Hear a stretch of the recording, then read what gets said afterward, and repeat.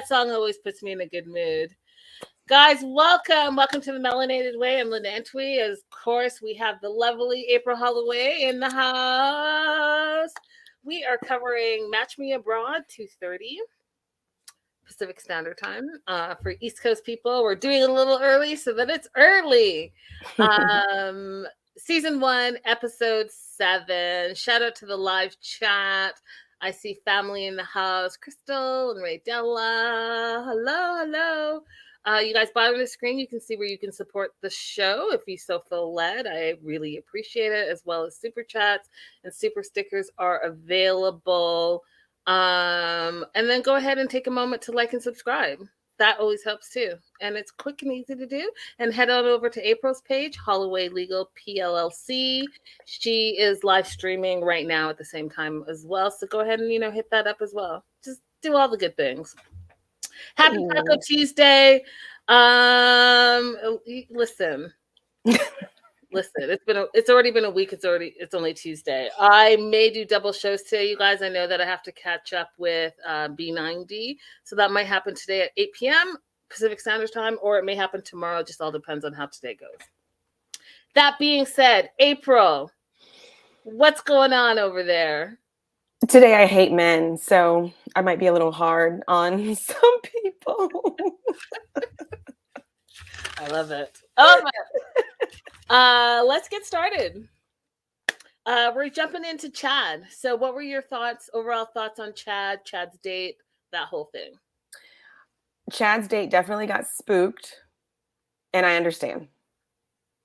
Yeah, I mean, I still can't read. If you guys don't remember, let me just pop Chad up. Chad's a little bit of a weirdo, in my opinion. I think he might be a super introvert, which is fine. Be an introvert. But I think that if you want to be like a dater, you're going to have to bring some more stuff to the table.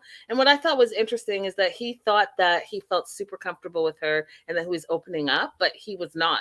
He was responding to her prompts. And when she stopped prompting, it was very awkward for all of us. Right.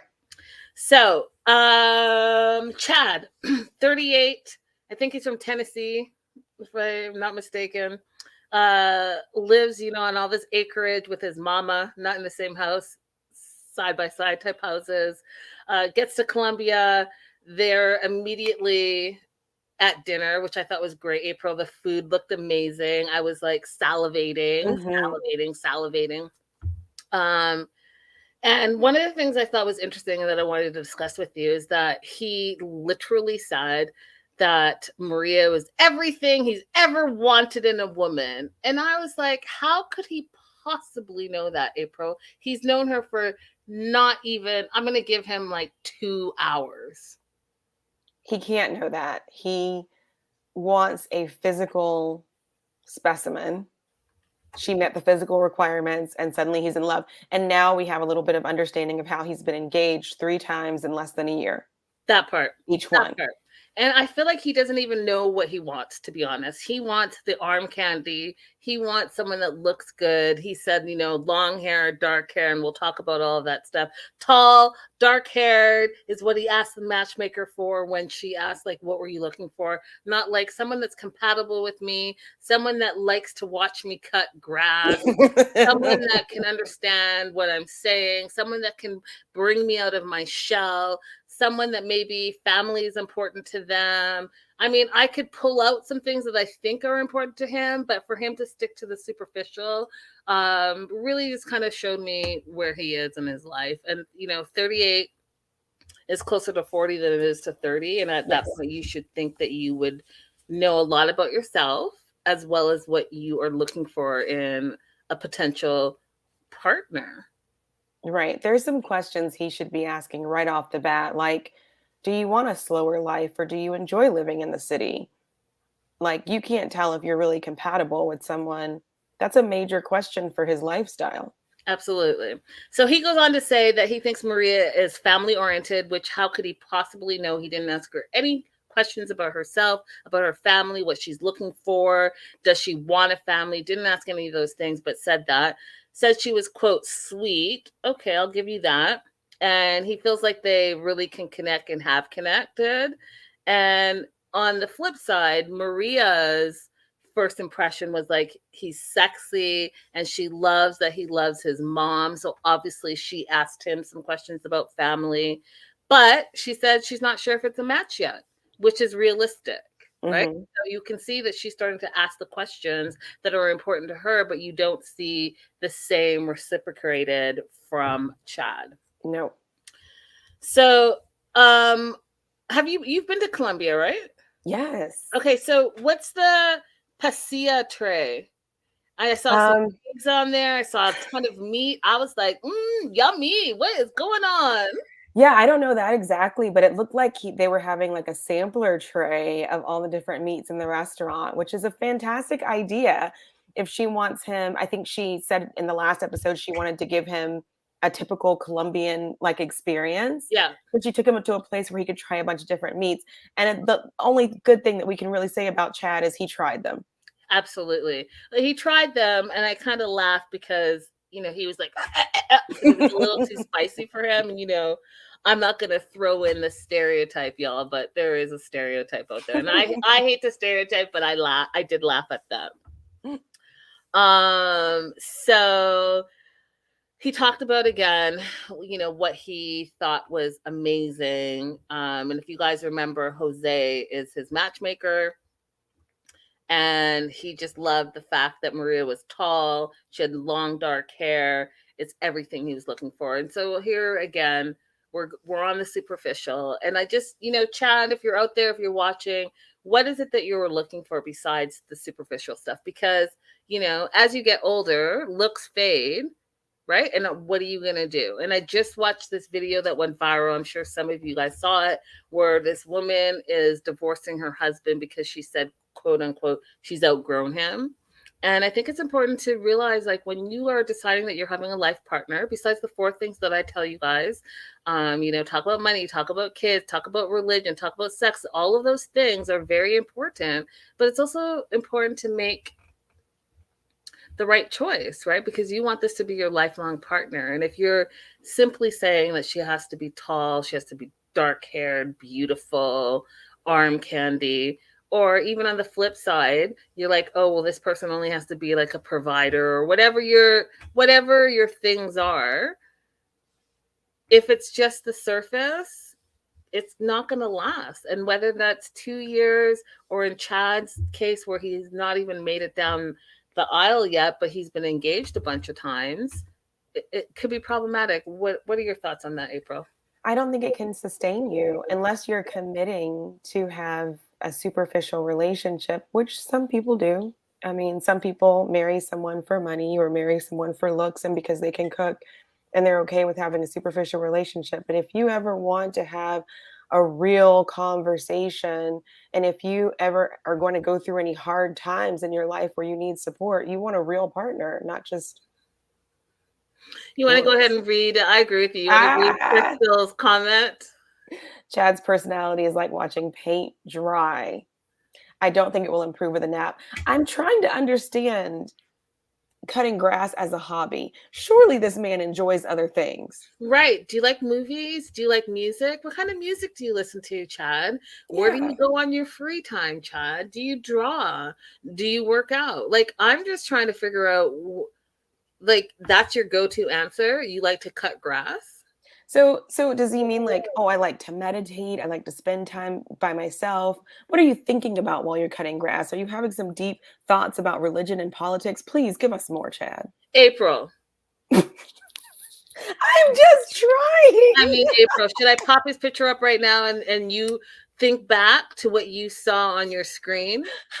Is he having deep thought and in meditation? Trying to understand. I'm trying to understand. Stop it. Oh, Woosah. Woosah. Okay.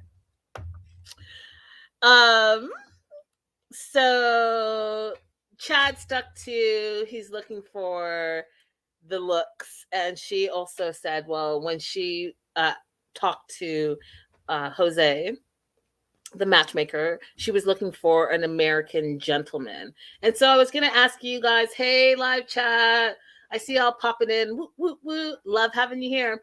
So the question to you guys and the question to Crystal is, she said, quote, she asked for an American gentleman. In 2023, April, and live chat, and if you're watching the replay, let us know in the comments, what does an American gentleman look like to you? And not physically, like what traits does an American gentleman have? Stevie, you're on deck. You have to answer that. Dustin, you're on deck. You have to answer that. Crystal, I'd love to know what your opinion was as well. Joslo, same thing. But go ahead, April, you start. Oh, I legitimately have no idea what she's referring to. I would love for a follow-up question on exactly what she's defining as an American gentleman. How would you define it? A gentleman. I don't even know if there's a such thing as gentleman that's specific to American traits. Like a gentleman, period, is just someone who's considerate. Like open the door, pull your chair out, walk on the outside. Like, does that not exist cross-culturally, cross-nationality? I mean, I don't know. That's why I'm asking. I don't know if there's any specific American kind of, if there is, I don't know what it is. When I think of Chad, I think Tennessee. And like, if she was describing an American gentleman, I might have just watched, what's it called? Walker. It's like a Texas Ranger show. Yeah, I might have watched a couple episodes of that recently. Fell into it. So I would think it would be like one of those men that like take off their cowboy hats and like, hey to the woman or whatever. That's what comes to my mind. Crystal says, like gentleman trait wise or just an American man? I need to get specific. Same.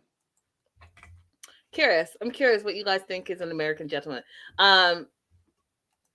Joslo's Canadian like me. Don't go ahead and claim that, April, because I already see how April was like me too.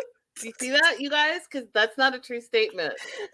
Joslo and I can make that gesture where we're like, oh yeah, we're Canadian. But you just see April. April just went like this, like she was okay. We'll make you an honorary one. How's that? Might as well at this point. I've claimed it so much. You might as well. All right. So they talk a little bit about like what they do. He says that he wakes up, which I thought was interesting because this is like, to me, I don't know. But he wakes up, he's at the gym by 2:30 a.m. He's at work by 4 a.m. She's at work by 7. She too does go to the gym. So they do have that in common, which I thought was, good. And then April, I got distracted. And you guys, you know me, I get distracted by weird stuff. And I got distracted in his segment because of the way he was holding his fork. And I'll tell you why. Will I tell you guys why? Yeah, sure. I might as well. So growing up in Canada, and I don't know, Joslo, maybe you can attest to this, but we had to take etiquette classes. And all the etiquette. And so where your table placings, your settings are, the whole thing. So he held his fork like it was a shovel. Did you notice that, April? What is that? Who does that? Him. I was like, and children. I was like, did he not grow out of the spoon phase as a child where like you just, however you can grab it, you just grab it? Oh, it was very distracting to me.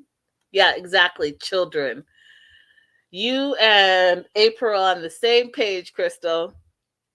So that distracted me. And then I got back into it.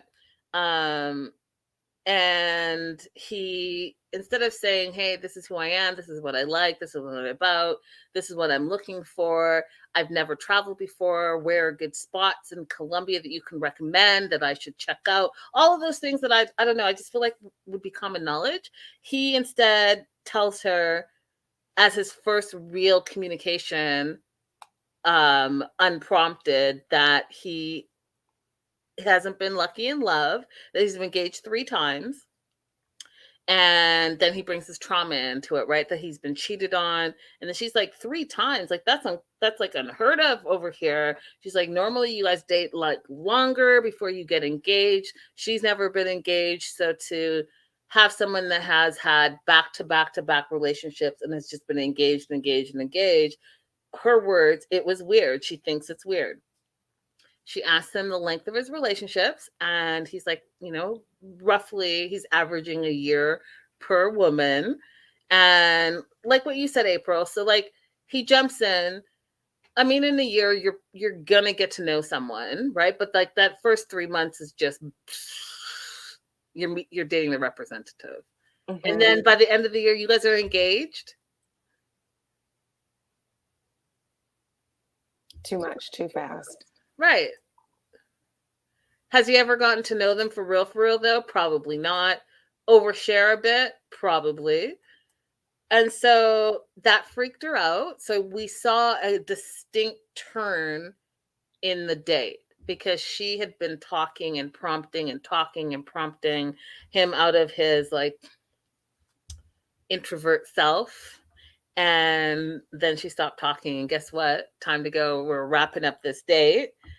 But in the meantime, he's thinking that he's like, yeah, once I warm up to people, then I talk a lot. And that's why I told her about my 3 failed engagements. I was like, you need to replay this and watch it, because nowhere in there, April, did I feel like he was being open and like fluid and driving the conversation. Did you ever get that? No, and that's what made it more awkward when he gave that deeply personal information. Yeah, because it came out of nowhere.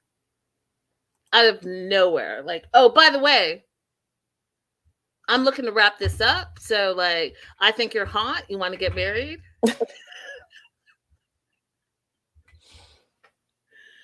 Oh, Lord. All right. That's all I got on Chad. You want to add anything else? I have a question for you. Mm-hmm. So when I'm traveling, I switch my accent to a very standard American accent because I know that the way I talk to my mom or the way that I talk like at home would be very difficult for other people to understand. And so I realized with him, he can't do it. His accent is too strong. She's struggling with it. She's doing well. She's struggling with it, but he needs to switch over to a more standard English accent. Do you ever switch how you speak English? I feel like Canadian English is pretty standard. I switch words, right? So sometimes, like, for example, if I say toque and people are like, what? Oh, I'm like, oh yeah, beanie. If I say Chesterfield, people are like, what? I'm like, oh yeah, couch. If I say, what else? They're like words that are just Canadian words, and I sometimes forget. Like, people are like, what are you even talking about right now, Linda? I was like, So I'll switch to like American words, but I don't necessarily switch how I speak. I see. Mm-hmm. Crystal says he hasn't had to. He's never been anywhere. Before I ever left America, I had to do that. I mean, I would, I guess I was going to say like maybe like corporate America or even traveling throughout America, but it sounds to me like he doesn't leave his 12 acres. Which is another mark against him marrying an immigrant. If you are an immigrant and you want to marry American, here's a kind of thing that you don't want to do. Don't marry an American who's not traveled within their own country and has not experienced America outside of their own city or state. That is just going to be a disaster for you. That part. And you're also going to be stuck on a 2x2 radius. You're going to know your block. You're going to know your neighbor, and then that's really it, right? Because that person has, and I get it, you guys. You guys tell me all the things about some people don't travel and travel's expensive, but I think that you could take a road trip. I think that you can do a staycation. I think that you can travel outside of your neighborhood and That's just how I feel. So I agree with April 100%. You can. Yep. All right, moving on to Harold. Harold. Overall thoughts on his segment. It went better than I thought it was going to. I was like, oh, Harold has met his match. And she's for him. And, all the things that we saw where he was like, Miss, I want a Barbie, and I want this, and I want blonde hair and blue eyes and tall and thin, and all the things. And, we saw that he did get that. She's beautiful, but she's also quirky, and she is accepting of Harold and who he is as a person, which I thought was very, very important, and glad that he got to recognize that it's not just about the surface. You literally have to be able to have that connection. And he even admits that he's never had this type of connection before. Now, Harold, I'm just going to need you to slow down a bit.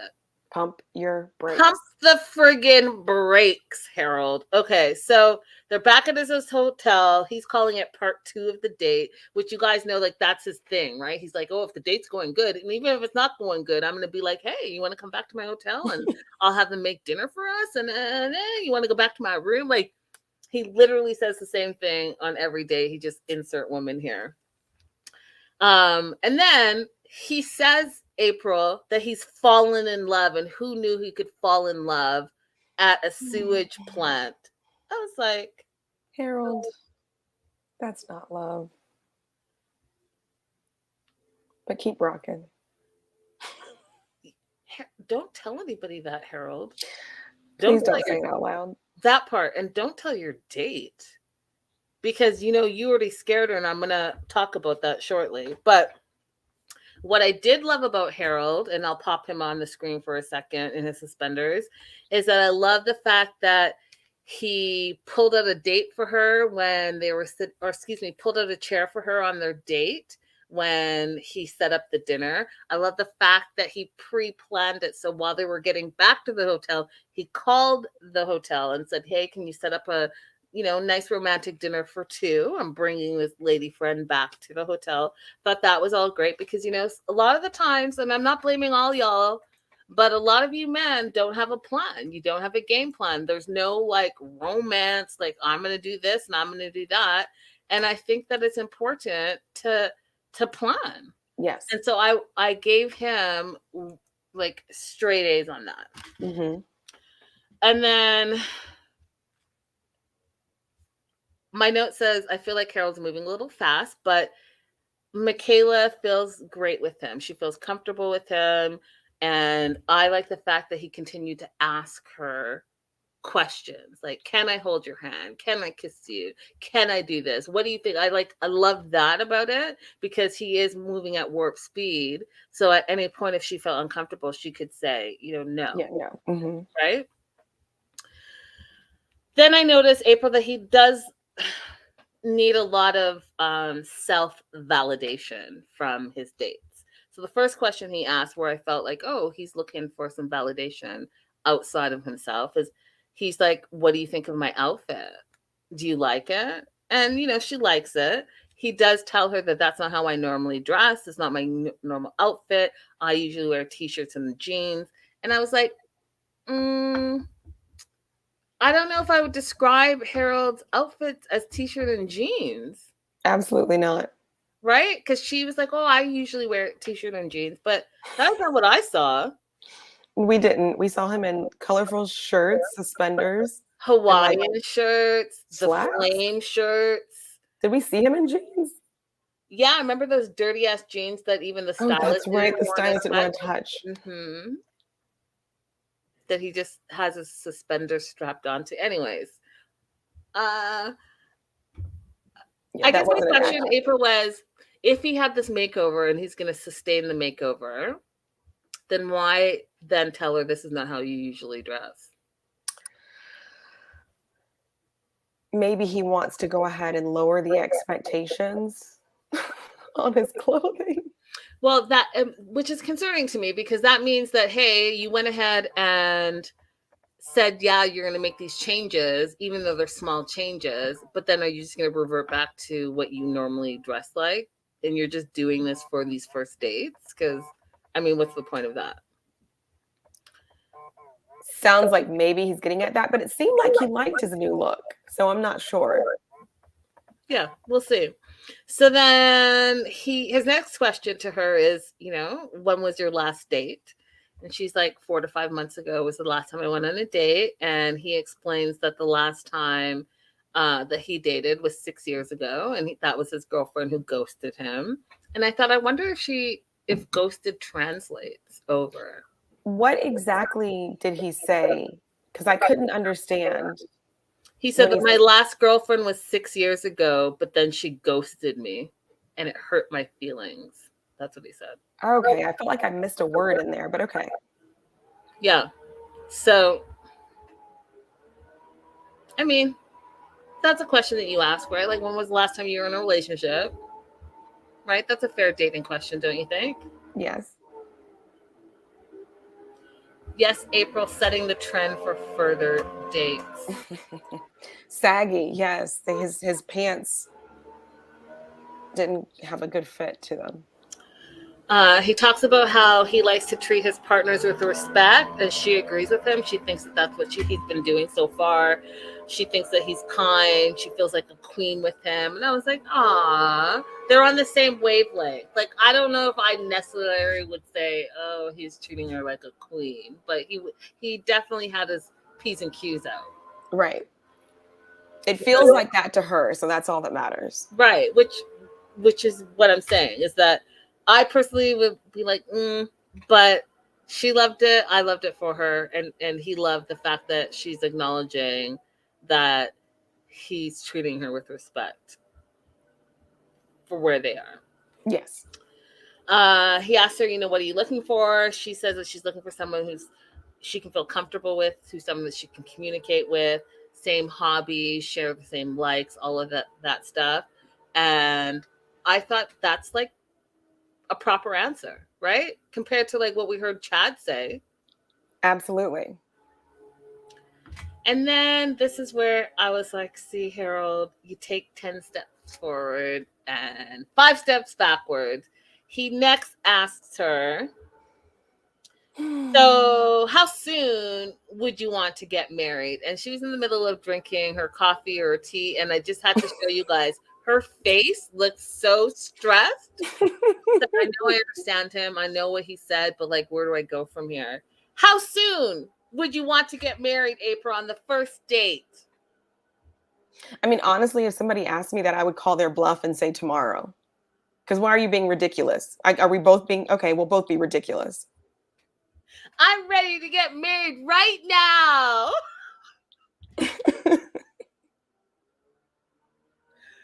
Her face was so, look at her, April. That stressed her out. Her vein is popping. Doesn't even look like she's enjoying her caffeine, because she's like, Yeah. where do I go from her? Her eyes suddenly got hollow. Yes. Crystal says, yes, her face changed a lot. It looked like her face was cracking. Like, because she was like, what did I just hear him say? But she handled it very well. She said, it's important that I can feel it, right? So she's basically like, I have to feel like I'm in love with the person. I have to feel like this is what I want to do, all the things, right? I thought that was a good answer. I wouldn't have thought of that answer myself, but I like that she answered that way. What would you have said? If he asked me how soon would you want to get married, mm-hmm. I probably would have made a joke like you, and been like, we can get married right now. Yeah. I mean, because that's how ridiculous you're being right now. Right.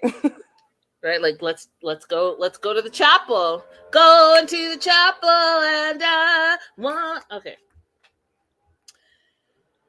Then he says, can I hold your hand? And again, I like the prompts. I like the fact, I don't know why I'm blurry. It really bugs me.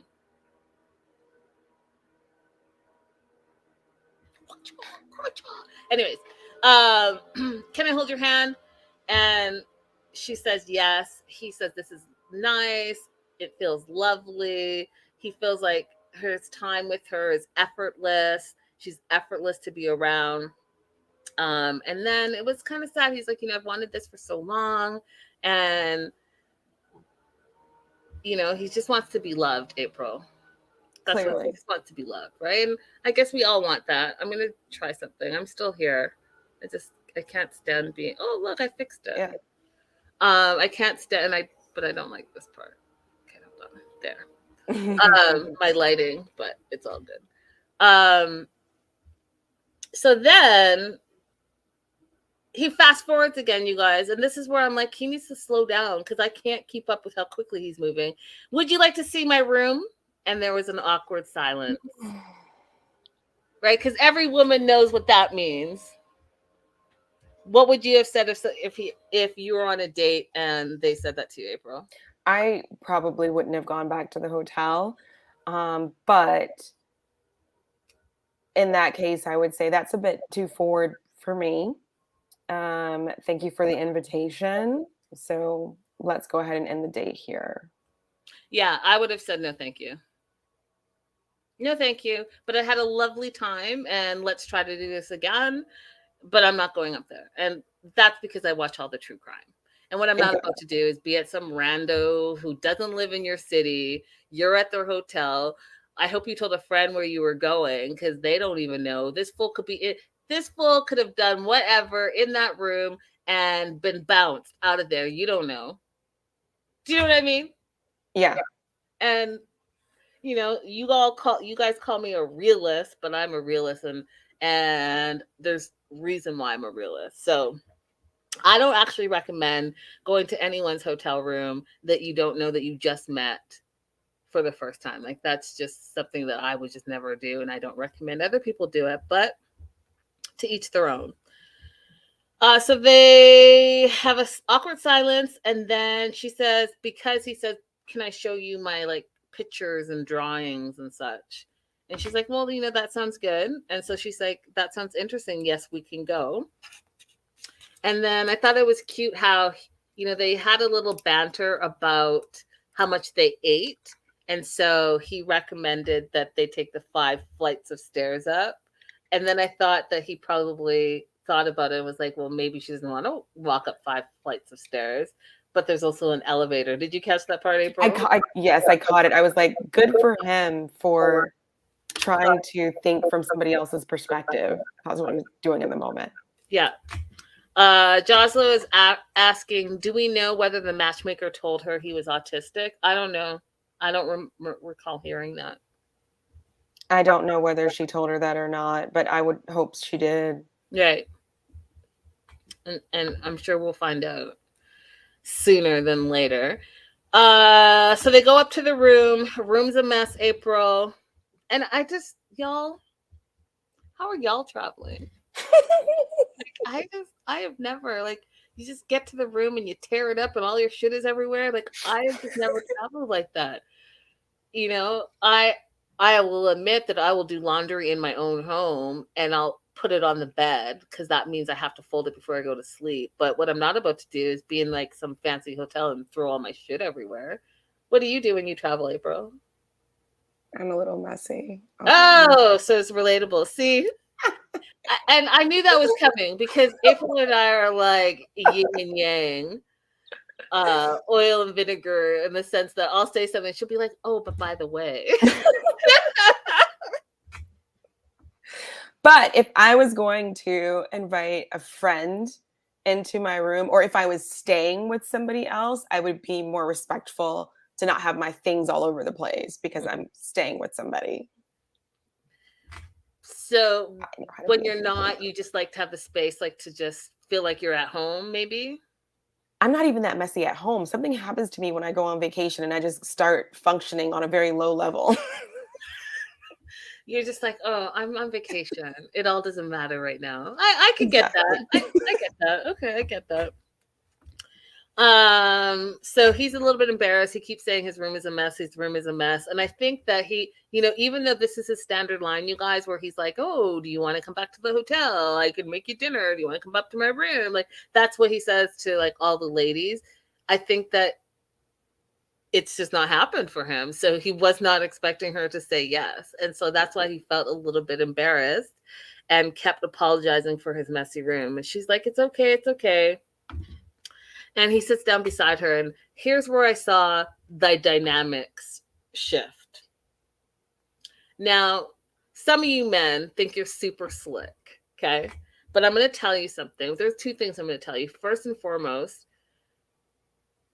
a woman has decided in the first 5 minutes of when she sees you and meets you on a date, whether she's sleeping with you that night. And you can ask any women if you don't believe me. Ask them. They've decided in the first 5 minutes. Whether, and I can tell you whether that's going to be them thinking that I just want to hook up, this is going to be long-term, short-term, whatever they're thinking, they have decided in the first 5 minutes. Okay. Second of all, they can decide, this is the disclaimer, they can decide in the first 5 minutes, but you can talk them in and out of it by how you represent yourself throughout the day. Correct. Third of all, when Harold sat down, right, his whole game plan was like, oh, I'm going to show you my drawings and my pictures. But then he sat down, and he sat down very close to her with his like googly eyes, and she knew exactly where he was trying to go. And so she changed the dynamic. She's like, show me the pictures. Where are these pictures that you're talking about? Right. And I saw that whole shift. Like she took charge of that moment.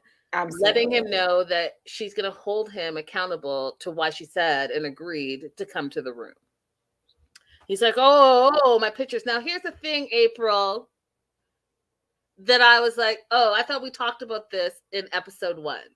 So in episode 1, when he went to bring his rock collection and his inventor's book, I thought that Katerina said, don't bring that stuff.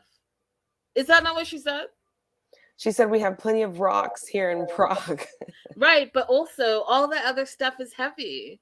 But guess what? He brought it anyway. So he went, and it wasn't even his drawing book, you guys. And I mean, I guess, whatever. It wasn't his drawing book. I would have rather looked at his drawings. But he brought his invention book. And he's like, this invention book is really important to me. And I don't show it to a lot of people. And, whatever. And the first thing he showed her was, and I don't even know what this is, but the pool noodle drawing, and I guess something is on the inside of it. Is that like the styrofoam pool noodles? Yes, it is. Oh. And for some reason, he thinks it would be fun for that to make noise. Oh, see, like I thought that, but I was like, that can't be what it is. You were right. Oh. Okay. And then he showed her some other thing that he tried to explain was easier to understand. He didn't put a name to it. Just looked like, I don't know, looked like tanks to me. I don't know. And she's like, I guess it looks easier. I mean, to you, maybe. And here's where I saw she took charge again, because she thought she was going to be looking at some photos. So she's like, do you have any photos of your family? Mm-hmm. He's like, yes. He puts his invention book down, picks up his phone, shows a picture of his mom, pictures of like New Mexico, and then also his Star Trek t-shirt, which to me, right, and it's not me, so I can't really just talk about it, but to me it would have been like, your Star Trek t-shirt, like that's what you're showing me. But they both love Star Trek, right? That's something they bond over, so that's something they have in common. And she got excited about it, and then she showed him a picture of her in her Star Trek outfit, like a whole full-on outfit. So it was like a moment that they shared. Mm-hmm. What were your thoughts on that, April? I thought that was cute, and I didn't see any reason why he couldn't have just brought that downstairs to show her. Yeah, because he thought he was getting laid. Let's be real. Let's be real. He has specific things that he says, and he thinks that like that's the way it works, and he thought he was going to get laid. Why else are you going to the room, April? He brought the not the coloring book. He brought his drawing book to the first date on the boat. He could have easily brought his invention book downstairs. Well, she had not earned the prenup invention book, just like Joslo said. That part, not the prenup invention book.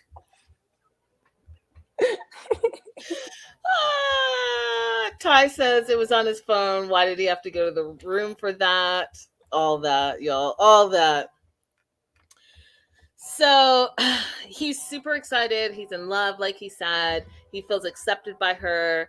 And he asks her, how would you feel about going on another date? And he tells her that this is his best date ever. And to my surprise, she agrees and says, this is the best date that she's been on. We saw the rose that she was carrying, and she was really feeling him. She feels like he has a kind heart. They hold hands. They kiss April. They kiss on the couch. And then he walks her to her ride share. They have another goodbye kiss. And then he does, I don't even know how to call it, a happy, like, sidekick. It's the goofy kick.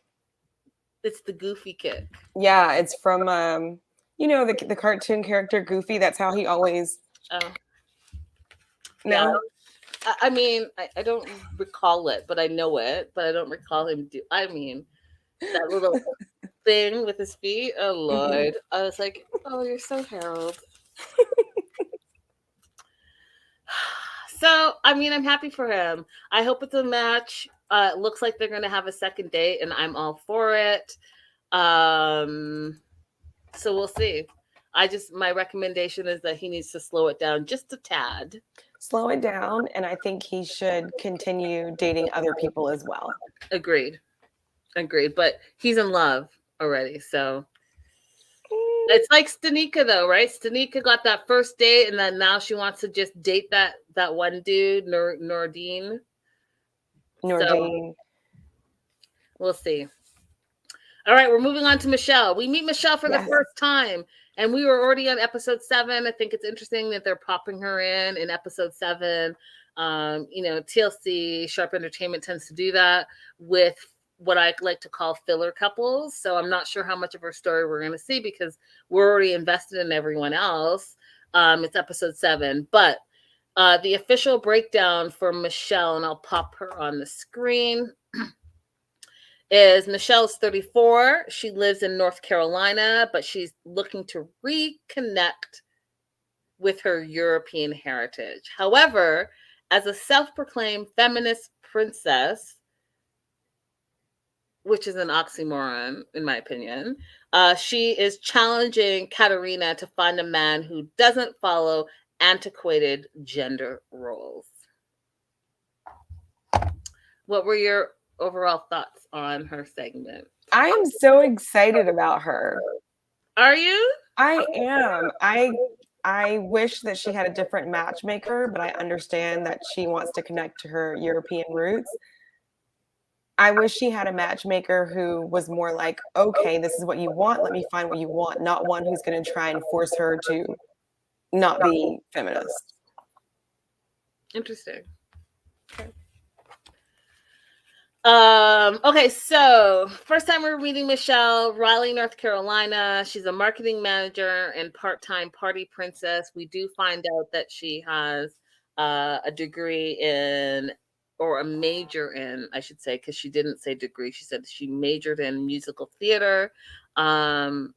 And so she was happy that she was able to use her major being a party princess. Her love life has been full of disappointments. Part of it is that she's been cheated on. She identifies as a staunch feminist, but she's still looking for Prince Charming. Has a great group of friends. And what she feels is that she's just missing her life partner, right? So she meets up with her friends. There's like 3 of them, I think, Bob and Andy, Angela. And they're having a couple of drinks, and she's explaining to them what she wants to do because she's been so unlucky in love.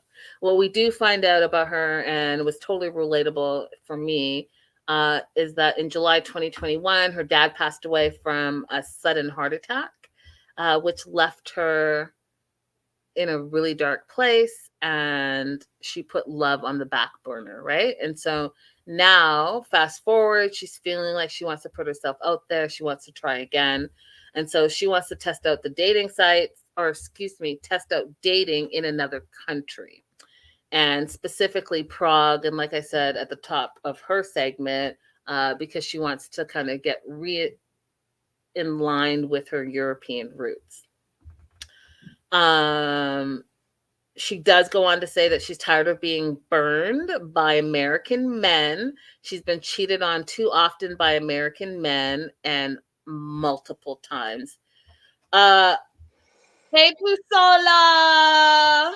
Hello. Hey. Let's talk about that a little bit more. Not the stereotype, but the dating scene in America. What are your thoughts on it, April? I think that American men are going through a really interesting time right now. I actually have a lot of sympathy for them because they're not quite sure how to evolve from just being providers and being emotional support partners as well. Um, and it's quite a difficult journey, it seems, when your entire life, your masculinity has been based on one thing. I love that answer. You See, know, April's an attorney. She's very like thoughtful and thought provoking. I used to not have very much sympathy for it, but I've watched like men try to navigate male friendships and struggle when they don't believe in the same things that our former president used to say about women, and be called slurs, and have their sexuality assaulted for wanting to be more emotional and kinder to the women partners that they're with, be more into doing housework and care about their children more on a day-to-day basis rather than just showing them off. And it's, it's a struggle for them. So I have more sympathy for it, the evolution that some of them are trying to go through. But it does leave American women on the I was about to say something that I shouldn't say anymore. I just learned this was a bad phrase, so I have to Well, now replace I it need really to quick. know, because what if that's something that's in my vocabulary? The low end of the totem pole. Oh, yeah. Yeah. So I have to replace it. The short end of the stick. Because some of us, we want partners who are going to be full partners in more ways than just financial, but them finding their way to that seems to be very difficult. See, April is just a really good person, you guys. She's a really good person and very diplomatic and politically correct. I am going to say that from my Canadian experience dating men in America, so far, and I'm not saying all men, but so far, my limited experience, it's trash out there, y'all. It's trash in the streets right now. It's trash in the streets right now, y'all. And I'm not saying the whole time I've been here, but I don't know, since I'm gonna give it a year before that global pandemic. I don't know what happened, but even the year before was trash in the streets, y'all. Yeah. I mean, have a plan. Okay? Have a plan. Don't send, those eggplant pictures unsolicited. Don't be like, WYD Every day. as in you're talking about something. Don't think your plan is Netflix and chill on the first date. Yeah, do better. Follow up with maybe a phone call after the initial text back and forth. Like, I can go on. It's trash out there, y'all. It's trash. And so I hope that turns around. So whatever April's saying, where I hope they figure it out quickly. I do. Keep that shit pushing. Move it forward. And I will let you know this, that as a single women, you're single until you're not single. So just like how men date multiple women, don't feel bad for dating multiple men. Like, go ahead and have them in rotation. And they could think that they're the only one, but until that they represent themselves as the only one, you're still single. Okay? Because Right. what I've seen a lot of my friends do is latch on to the one guy, and then the one guy turns out to be trash. And all the other guys, and I'll tell you this, gentlemen, you are not the only one. There are multiple men in that woman's DMs. There are multiple men trying to vie for that woman's attention. So what's going to make you stand out from someone else? Like, step that shit up quickly. All right. My TED Talk. So Michelle's matchmaker is Katerina. What we do find out about Katerina that I thought was interesting that we didn't know up until now was that Katerina met her partner through a matchmaker and then thought, hey, I could be good at that, and then became a matchmaker. Katerina says that Michelle has many amazing qualities. She's intelligent, she's curious, she's adventure-minded. But then Katerina said something that even like now, like I just, what did you mean? I'm going to need you to explain that. She said, quote, but Katerina is extremely emancipated. I think what she meant to say is emasculating.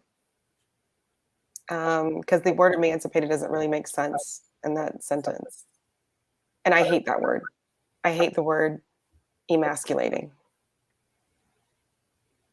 I think she shouldn't have said that at all. Because I mean, I'm gonna need her to elaborate, because before I go off on a tangent, and I really do want to go off on a tangent, but I won't. But I will say this: if you're trying to say that Michelle being a strong, independent woman that can live her life, like she said, being happy and single and provide for herself because she's had to, is making her emancipated, then I have questions for you.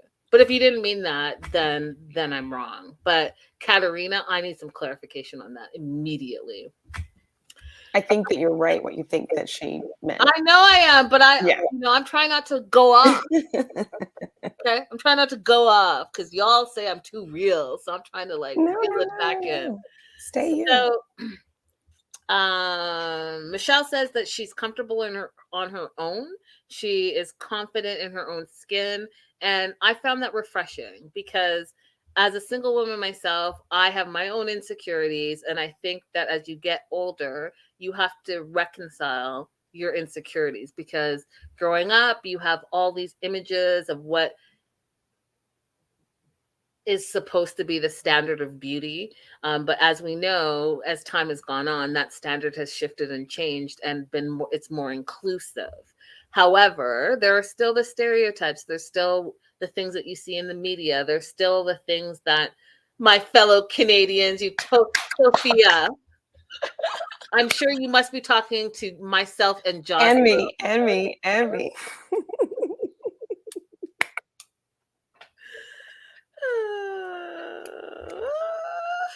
Somebody's going to really think I'm Canadian out of this. They really are. They really are going to think that. Be shocked. And so, like I was saying, I appreciated the fact that she is feeling comfortable and confident in her own skin. And I don't think that that's something that should be taken away from her. I think that is, she did the work to get to that spot, and I salute her for that. Right. I want her to be matched with somebody who accentuates that. She's also the first one to say she's willing to move to the other country. Right, that part. So she doesn't have to be limited to somebody who wants to come to the US. So that's great. Yeah. So she went on to say that she just wants to find someone that she can journey in life with. And I really appreciated that as well of her. Like, yeah, you want a partner. You're going through this journey that we call life, and she's enjoying it and she's appreciating it. But she also, y'all are too much. She also wants to share that with somebody. And I think that that's what we all want. We want to all grow old with someone that we can journey in life with. And then Katerina asks her another question, because Michelle was like, well, like, what are you talking about, emancipated? She says, do you feel ready to fully surrender to a man? What do you think Katerina meant by that? I see in the live chat, like Crystal said that she thought Katerina, when she talked about being emancipated, meant, she was super carefree. Joslo agrees with her. What did you think when she said, do you feel ready to fully surrender to a man? There's no way, I can't interpret that to mean anything but a negative, submissive type. What else could that mean? I mean, I can only think that we're talking about a specific patriarchal society, right? Where, and if you believe, if this is what you're looking for, then that's fine, because I still think I do have like a lot of traditional beliefs, but surrender to a man, like that is I don't know, it seems harsh. It seems a very surrender, like he's in charge of me, or surrender as in he's the head of the household. Maybe it was a bad English translation or bad English choice of words, but I don't associate positively with surrendering my will or my beliefs or thoughts to anyone else. Definitely need more clarification. So Michelle's like, you know what? I don't like that term. I'm not comfortable with it. And goes on to say that she's not into antiquated gender roles, right? Which is in line with what she has been saying since we met her this episode.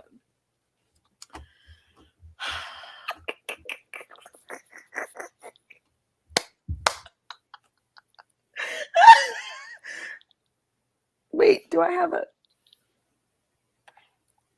once upon a time, I just got back from traveling. I used to have this Canadian tag that I put on my bag. I don't know where it is now. Joslo is honoring April with an honorary Canadian award. Oh my gosh. I'm pretty sure I have a picture of it on one of my bags, though. And Crystal says, as far as Katerina and Michelle, she chopped it up to translation in different cultures. It could be that. Let's go with that for now. It could be. And hopefully that is all that it is. Because I like Katerina so far. Can't find it. All right, we're moving on. We're moving on. I mean, I could help you. Let me help you 1 second. I'll grab.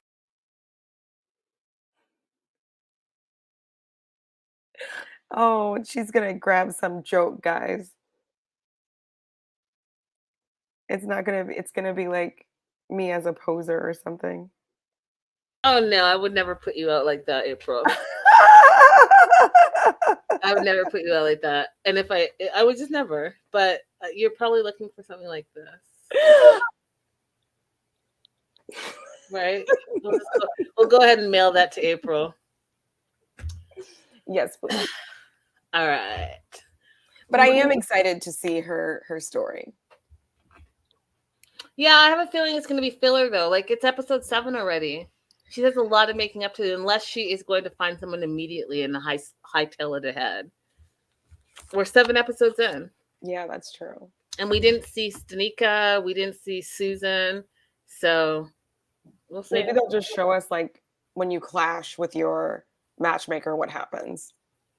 Because that question from the matchmaker didn't inspire me that she was going to be able to make a good match. We'll see. But she does. I saw the preview next week, and she does say some stuff that, like, on the first date. I don't know. Do you say all that stuff? Like, you're into, like, kink or whatever it is she said on the first date? I don't know. I guess if you're into kink, you do, because you want to rule out anybody who's not. You should immediately have said that to your matchmaker then. You're paying her enough money to be like, hey, I only want to do this. That way I don't have to bring it up on the first day. Exactly. Like, just be super honest from the beginning. Yeah. Okay. Moving on to Mark. Mark. Overall thoughts of Mark and I don't like him. Segment. I'm just going to pop this up real quick because actually, so what did you say? What were your overall thoughts? Still don't like him. Yeah, this part. Mark, you're dusty.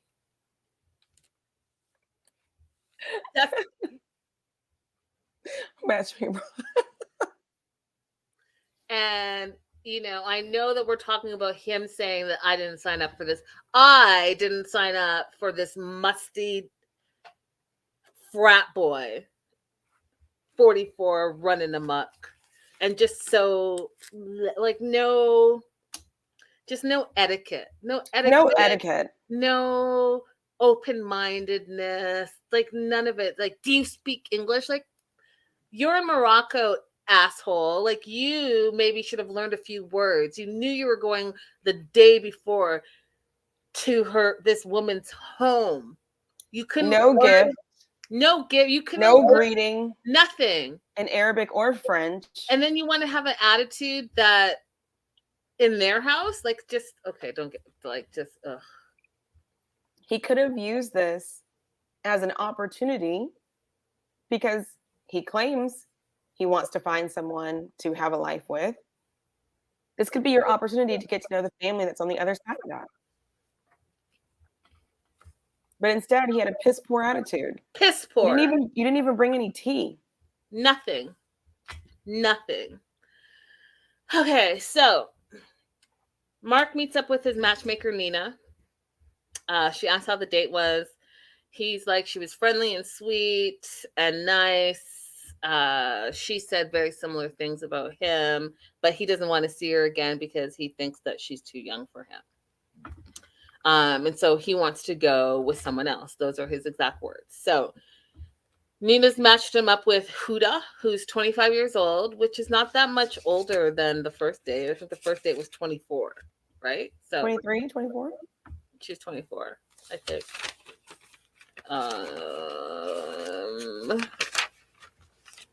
Let me see if I find it.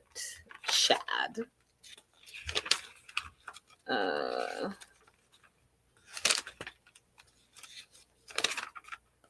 I'll have to get back to you. But she was young. And she said, yeah.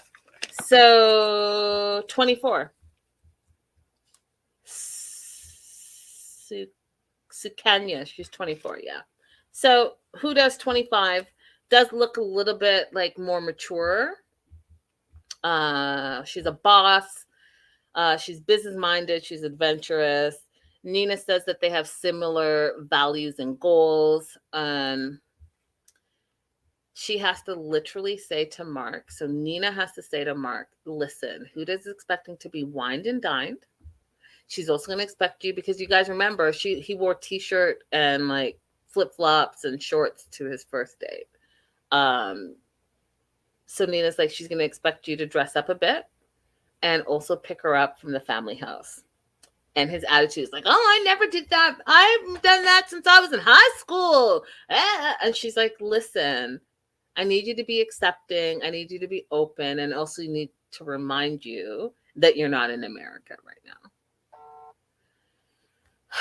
So he goes back to his hotel and gets ready. Now he puts on this red, like, printed kind of shirt. And April, did you see how wrinkly that shirt was? Like, he didn't even take the time and effort to put pride in his outfit. And I get he wore a suit over, like a suit jacket over it. But what if you take the suit jacket off? You didn't even spend 5 minutes ironing your dusty ass, wrinkly shirt. Mark, you're dusty. Forever. So he gets ready, wears a black suit with a red and white kind of check shirt underneath it, red tie. And I mean, for those, actually, I won't even go there. He walks to his date's house. He's greeted by Othman, which is her older brother. He looked super young, because if she's 25 and he's older, to me, he just looked. He did look really young. Really young. And the mom's there, Fatha, and the younger brother, and I don't know what his name was. It looks like I wrote Al, but I know that can't be his name. So they greet him, they welcome him into their home, they sit down in what looks to be like a living area, and this is literally what he does, you guys. So they're like positioning themselves, right? And the younger brother sits beside him at first, but then his brother is like, move over. And I could see why, because you want to have a you want to talk to him, right? So instead of being beside him, you want to look him face to face. That's what I took it at. Mark goes like this and smells his armpits in the first 30 seconds of going into someone's home. The next thing Nina should do is to send him to an etiquette class. He fucking needs all the etiquette. All the etiquette. You know how? Okay. That would be it. You're 44. He's the worst. You're 44 with the frat boy mentality, and that's what you did when you, like, just no respect. Where's the respect? So then he sits down with them, and he immediately says, where's Huda? And there was a translation issue, right? Like they said, it sounded like car. So he thought that she wasn't even in the home, but she was like taking care, like she was getting ready still. And then they said, she'd be down in like 30 minutes. He's like, 30 minutes? So she's not in the car? With attitude, you guys. This is a horrible first impression for him to the family. It was awful. Just awful. So then the eldest brother says, where are you from? He's like, I'm from Chicago. And says, where Michael Jordan is from, or McDonald's. Have you ever had McDonald's? McDonald's? Well, I have a tiny share in McDonald's. So whenever you eat there, thank you.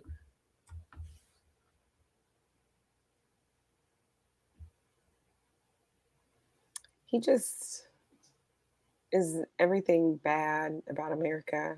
Yes, that part. All in one person. That part.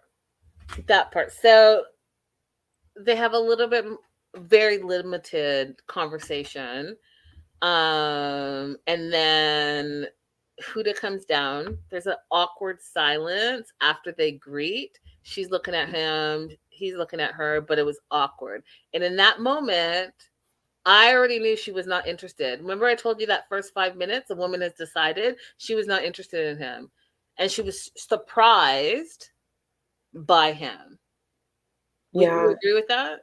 Oh, I agree. And she probably could overhear the way he was talking to her family. And I think she speaks fluent English. So even if they didn't understand to be offended, she's hearing it.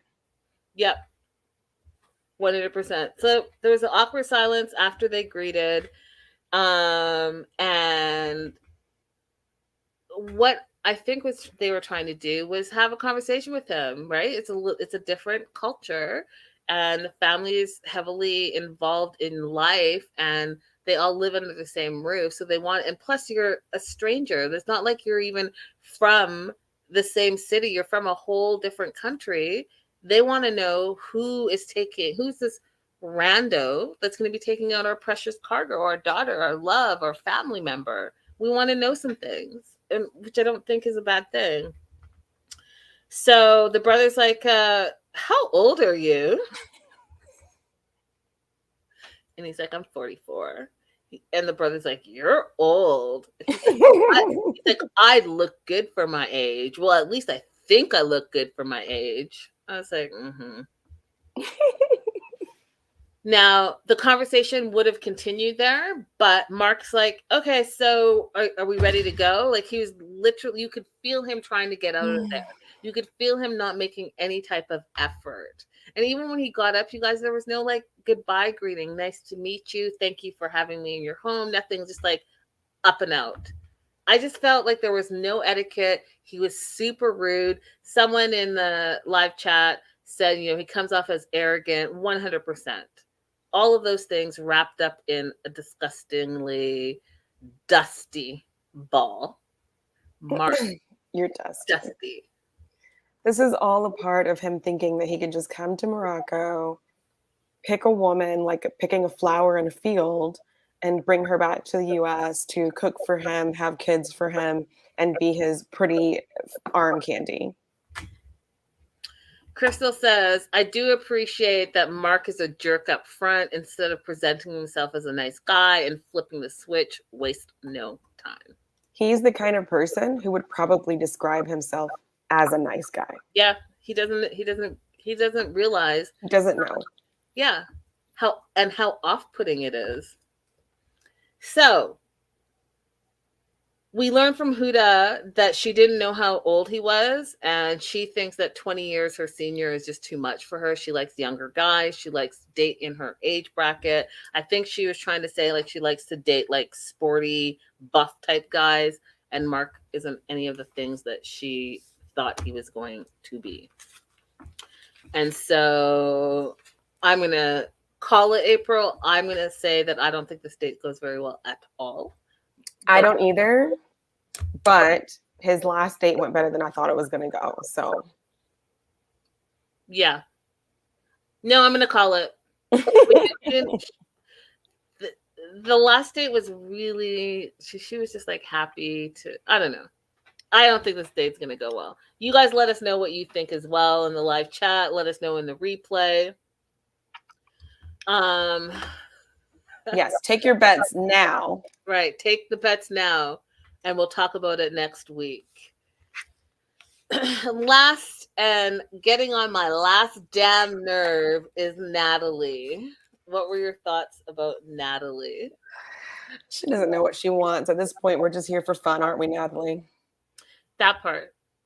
Natalie's 24, and I have to tell you that she has a lot of growing up to do, and she, in my opinion, needs to find herself because she literally she doesn't know anything about herself at all. Pardon? Oh, sorry. Go ahead. No, go ahead. This date gave us even more insight. It's not just her romantic life that she doesn't know how to separate from her mom. It's her professional life. Her professional life, her spiritual life, her romantic life, her life. She stands nowhere. What's the saying, April? If you don't stand for anything, you fall for everything. Oh, I thought you were going to say she was a man with no island. That part.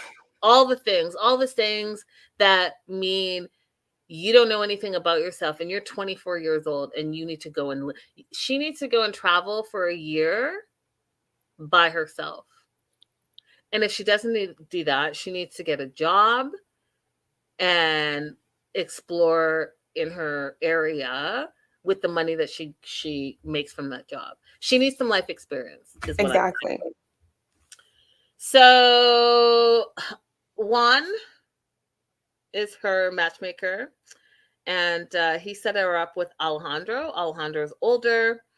He says calmer, less of a bad boy, well-traveled. Juan says that Alejandro would be a good match for her, what she's looking for. And Juan Paulo, who I just think is a hottie, picks him up. Hey, Juan Paulo, hey. He is super cute. Oh my goodness. Just drive me everywhere, Juan Paulo. Let's talk about that. What's going on with you, Juan Paulo? What's your backstory? Linda wants to know how to make your day better, Juan Pablo. Right. Let me come to Colombia. You can drive me around. You can drive me around any day, Juan Pablo. All right. So she meets up with her date, Alejandro. First thing he asks her, like, besides like they have the greeting and all this stuff, you know, what does she do? This person says she doesn't know. What do you mean you don't know? Oh, all my life I thought I wanted to be a lawyer, and at this I thought I was going to be a lawyer, and then now I don't know. She's not in school, so she says, if you guys go back to first episode, she made it seem like she was in law school. She made it seem like she went on a, what do you guys call it? Sabbatical? Like a sabbatical? No, like you guys, she went on like I say student exchange, and you guys say foreign exchange student. No, there's a word for it. I forget the word for it. Yeah, you guys say something different, but you know what I mean. Like she went abroad, traveled abroad for school. So she made it seem as if she, and I could be wrong. Let me know what you guys thought. Let me know what you thought, April. But she made it seem like she was in law school. And part of being in law school, she went on a student exchange. She went to Columbia, loved South American men, and that's why she wanted to go back there. Is that not how she presented herself? That might be what she said. I had kind of assumed in my mind that she did it when she was an undergrad, because I don't know why you would do that while you're in law school. She's just not in school. Yeah, so but she's apparently she's not working right now. And she's not. That's why. What do you do? I don't know. Is that not a weird answer? Not like, hey, I'm taking some time off of school, trying to figure it out. Maybe I'm volunteering. Maybe I'm just not doing anything. I'm living at home, but I'm just trying to figure it out. But no, instead you just say, I don't know. Don't know. Yeah, she doesn't. You know what? It was a truthful answer. She does not know. Yeah, she doesn't know a lot about a lot. But she's impressed with Alejandro. Her first impression, she says, giving it a chef's kiss. Thinks that he has a chill vibe, and then she makes this really crazy assumption about him, because in her mind, right, if you can be chill, then you have to be a specific thing. Like, you can't be chill and be a DJ, because when she asked him what he did, he's like, I'm a DJ. She's like, I would never have expected that. I thought that you would be like a teacher or something. That's a wild assumption that she made, but she also made a wild assumption about Stewar. She said he wasn't looking for anything serious. Ma'am, you never asked him that. That part. And it was like I was seeing Susan. I was like, this is Susan 25 years ago. I was seeing Susan make all these assumptions about her dates and making excuses that are not true. That is not why that date didn't work out. That didn't work out because of you, Natalie. You said you wanted all this stuff, and even said you loved his looks in the beginning, and all of a sudden, when he gave you bad feedback, all of a sudden, he's not the one, and he wasn't looking for what you were looking for. Mm-hmm. How do you even know that? You didn't even have a conversation with them. Yeah, that part. Added life coaching with the therapist, Natalie. That part. You know what? I don't even want to add that for her. I really want her to be on her own, because I feel like these people, she's substituting Juan for her mom. You know, if she meets a man that she gets along with, she'll substitute that person for her mom. She needs to find her own will. Yeah. What do you do? I don't know. That's the weirdest answer to me. So his first impression of her is that she's pretty, but he's curious to understand her, which makes sense, right? Like, I'm curious, like, you're a pretty face, but it seems like you're not about anything. Like, I need to understand. You know, I ask you what you do, and you're like, you don't know. And then we're walking around the park that I've obviously picked as a beautiful spot to see in Columbia, and then you say that you were not paying attention. What? You were not paying attention to the beautiful surroundings because you were so enthralled with Alejandro? Is that what you're trying to say? That may have been what she was trying to say, but I did not take it that way. I took it as she was simple. Simple. And you're still traveling internationally. Like, enjoy where you are. You may not get back there anytime soon.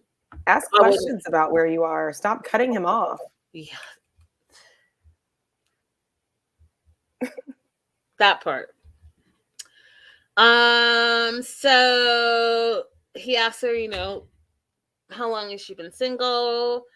She says she's been single for 2.5 years. He says that he's been single for 6.5 years. She was kind of taken aback by that. I wasn't. I was like, he literally said that in order for him to settle down, he's going to have to settle down.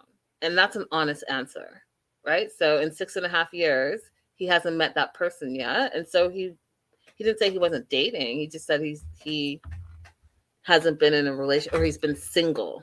Yeah. It made sense to me because he also talked about how he's been kind of on a spiritual journey. Yeah. So it makes sense that you wouldn't be able to have a long relationship through those kind of major changes. Yeah, absolutely. So she says that she's attracted to him. And then, so not only does she not know what she does for her life, right? She doesn't know what she does for work. He asked about her spirituality. In my opinion, she doesn't know, because this is how she answers. She says her mom is Buddhist and her dad is Catholic. Okay, but what are you? The question was about you. What do you believe? Then she says when she was growing up, she always wanted to be Catholic because her dad's Catholic, but she doesn't know. So you don't know what you believe at all, and you've never thought that you wanted to explore that and find out what you believe and don't believe, so that when you're asked that question, you can answer it. I want to say something. I just don't. I want to say it nicely.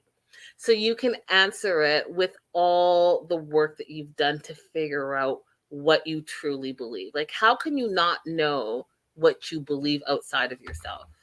And and it could be whatever. I'm not taking a stance, Sarah. You guys know what I believe. You guys know what April believes, but we believe it outside of ourselves, and we can stand on it. And if I said, here's why I believe these things, I could say that, and April could say, here's why I believe these things, and she can stand on it. Not like, oh, because, well, my mom's Buddhist and my dad's Catholic.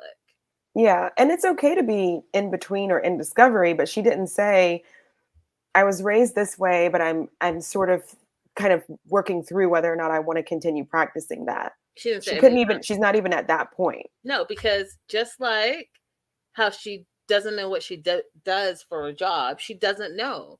And she doesn't know, April, because she hasn't put in the work to figure out who she is as a person. No, instead she's like, let me just find a partner and I'll just latch on to whatever their beliefs are, which is why I think that Juan should stop her dating immediately and start sending her to like art classes and dance classes and I don't other activities, um, different churches, or like just start sending her to explore some things. Yeah, agreed.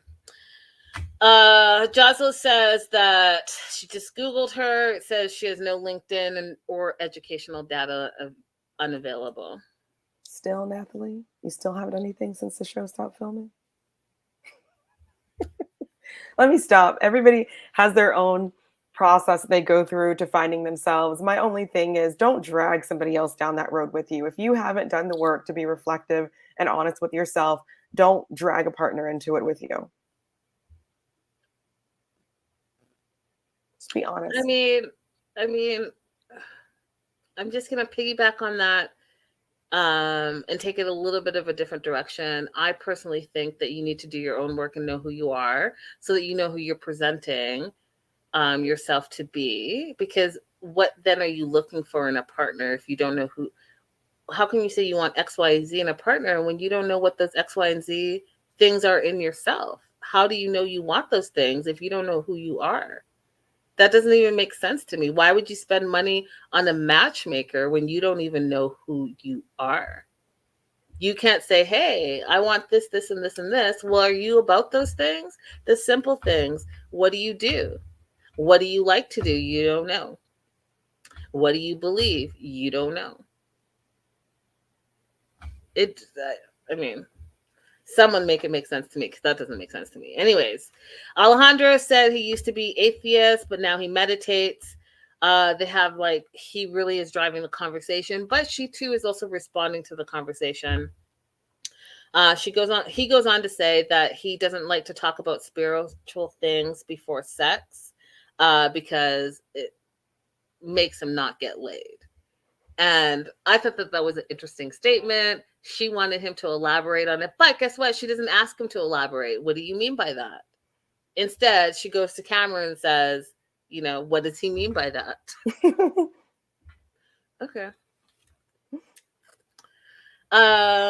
Date's over. Sexy Juan Paulo drives him back to the hotel. They do have a hug. She wants to see him again. He is amenable to that.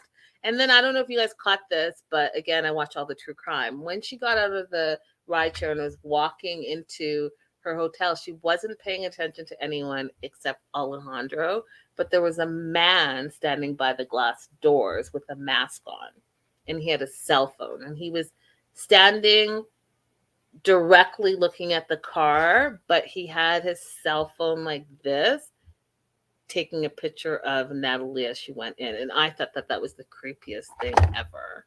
Did y'all catch that? Yeah. Is it because if you see someone with a film crew, you like take a picture so you can ask your friends, who is this person that's being filmed? Because I do that sometimes. I think it's super creepy. I don't know. And it could be that, but I just didn't like that how he was lurking by the hotel door lobby.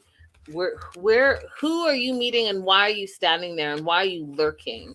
Instead, if you're going to take a picture of someone, then that's on TV that has a camera crew with them, be upfront about it. Be like, I'm in the middle, right? Let me get in the shot. Let me be behind the scenes, and let me go ahead and take that picture. Not all lurking on the side. Oh God. Yeah. No, thank you. So that was the episode. We'll see what happens. Any predictions for any of the people, April? I predict that Juan is going to tell Susan, I can no longer help you. I loved on that clip that Juan was on the date as the translator. He's like, let me see firsthand what the F this woman is talking about.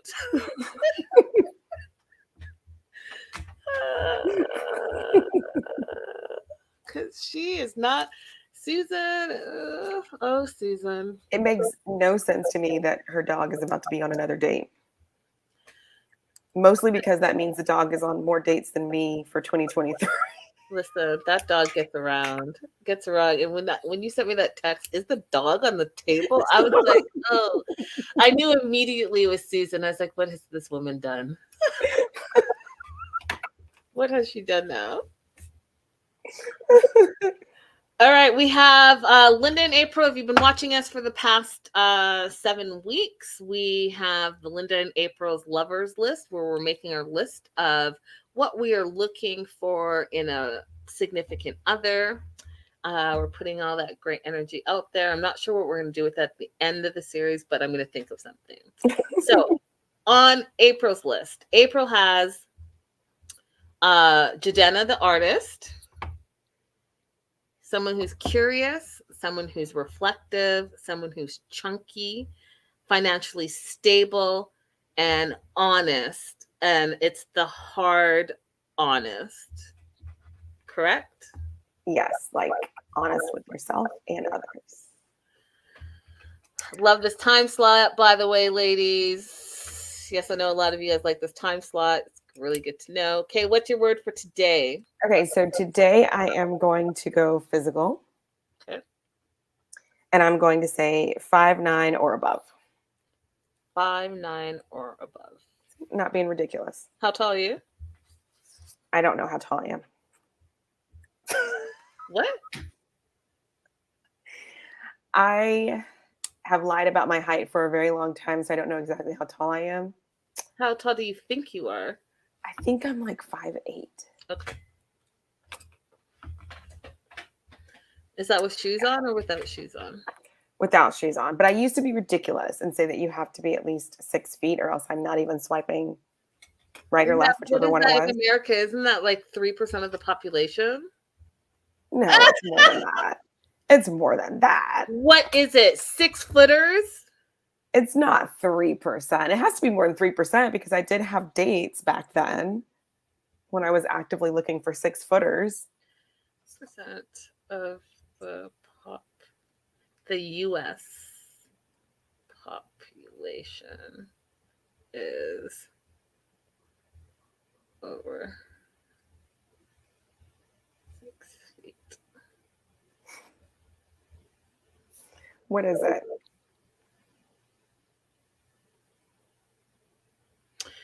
In the U.S. population, about 14.5% of all men are 6 feet or over, and 1% of U.S. women. That sounds about right. All right. So yeah, 5'9" or above. Does that, Crystal? Are you saying that's ridiculous? Is 5'9" ridiculous? I think she's giving you the side eye because you don't know how tall you are. Oh yeah, I don't. But I don't know. That's your No clue. brother. I don't know. No clue. She'll explain. Okay, so Jordana, curious, reflective, chunky, financially stable, honest, the hard honest, and 5'9" or above. Yes. All right, so my list. Yeah, that's what I thought. My list: humorous, thoughtful, spontaneous, financially stable, and a giver. Generous and loving, and I'm tall myself, and so I too am going to go physical as well, and I'm also going to put height in there. I need you to be at least 5'9". I need to not like feel like I'm towering over you. I do wear heels, like I was born in heels, so I wear heels a lot, so that makes me even taller. So I'm going to say 5'9" as well and above. Oh, I'll go 5'8". 5'8". You're okay with being a little taller when you have your heels on? Yes, just a Okay. little. So 5'8" and above. I think that's reasonable. Now I have a friend who says that it's not a good, I'm not being a good feminist by wanting to have a certain height. Well, that's on your friend. That's not on you. All right, our list is growing. Our list is growing. You guys, thank you so much for being here. Definitely make sure to like and subscribe. Head over to April's page, Legal PLLC, and like and subscribe over there as well. And I'll either see you guys later tonight. I'll see you guys tomorrow. Have a good one. Bye-bye. Bye, y'all.